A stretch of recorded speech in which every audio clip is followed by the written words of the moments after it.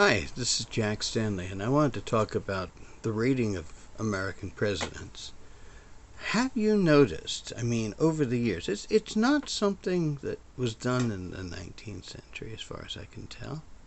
I find that it all kind of starts as we get into the 20th century, and we get into what you might call the progressive age. And during the progressive age, a lot of historians kind of wet their feet in studying history that fits their ideology. And that's when that whole kind of thing started with rating of presidents. No one would really do that in the 19th century, but it was definitely a 20th century phenomena that has carried on. Now, I kind of have issues with it because I think there's three factors that totally and strongly influence the rating of presidents, and a lot of times it has nothing to do with the president themselves. First, when you rate a president, you rate them on their presidency. Period. You rate them on their abilities. You rate them on their term of office. You do not rate them on their pre-presidential activities, and you do not rate them on their post-presidential activities. That is extremely important. We so often miss the mark on that statement. Number two, a lot of times you will find that people today, when they rate the American presidency, they don't take into account how people acted 100 years ago, 150 years ago, 200 years ago. There was a totally different mindset.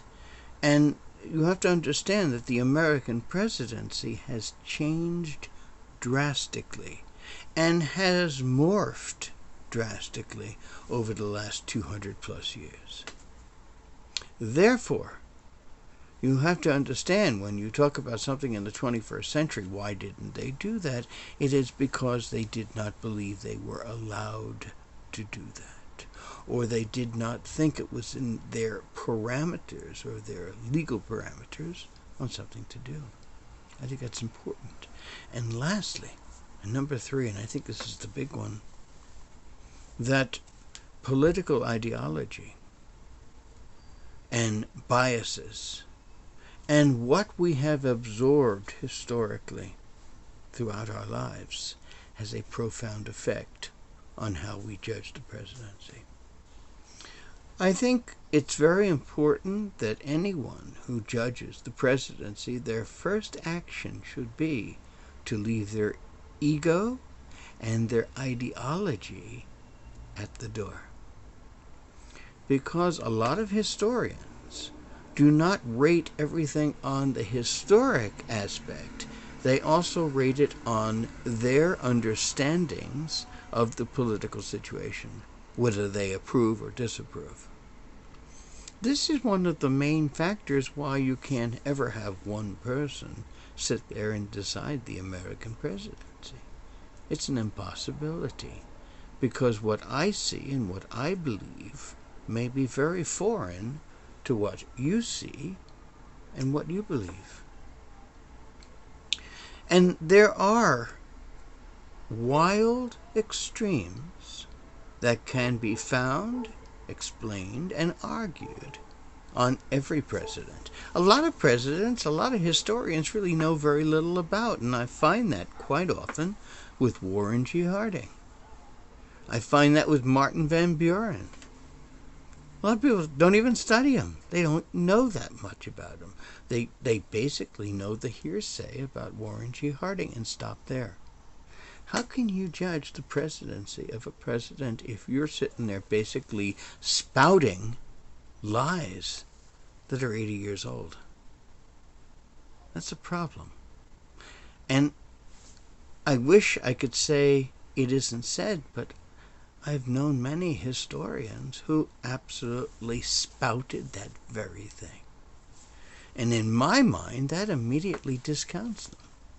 Because if they spout that about Harding, the innuendo, how does that affect all of their other presidents and how they basically judge them? That's an important thing. You have to have an open mind and basically accept your own fallibilities. You basically have to challenge your own weaknesses. You basically have to challenge your own ideologies. A lot of people don't like to do that. In fact, a lot of historians basically believe that their word is dogma. And to challenge them, they're offended. It's interesting, you get a room full of historians. Boy, you've got a lot of shouting matches going on. It's quite an interesting thing. I had a fascinating gathering a number of years ago, sitting around a table with a whole series of fascinating and interesting historians. And there was a caste system to this grouping. We had the regal historians, of which we basically genuflected, and then you had the unwashed, the rest of us. But it was a fascinating gathering. I remember that. I, unfortunately, always have a habit of saying what I shouldn't, and I challenged some of the ideas of some of the gods, and they weren't happy with me. But I basically had some arguments against Lincoln. Not to say that I disagree with a ranking, but also I have to sit there and say that we're not spending enough time talking about the things he did wrong, the things he did illegally, and we need to bring that to the forefront. We need to state the fact that he's swinging the bait in front of South Carolina, sending ships to Fort Sumter and stuff like that, to basically cancel the writ of habeas corpus in the Constitution, so no one would get a fair trial, and therefore he could throw tens of thousands of people in jail, which he did, from the North, not the South. That's neither here nor there, but it's something that should be brought up and talked about. And so I like to talk about all of those things, because you do need a wide consensus. And you also, and I have seen so often in presidential listings when I read them, they say, due to the fact of the understanding of Grant doing stuff in the Civil War, blah, blah, blah, that has nothing to do with his presidency. I'm sorry. And John Quincy Adams, I mean, if indeed we looked at what they did post-president, John Quincy Adams would be like number 2 or 3. Can't do that. He was phenomenal. His best moments were after his presidency. Some of his best moments were before, but it certainly wasn't his presidency. But the thing is, we have to, lastly, basically understand that we are biased. That we cannot honestly and objectively judge the presidency.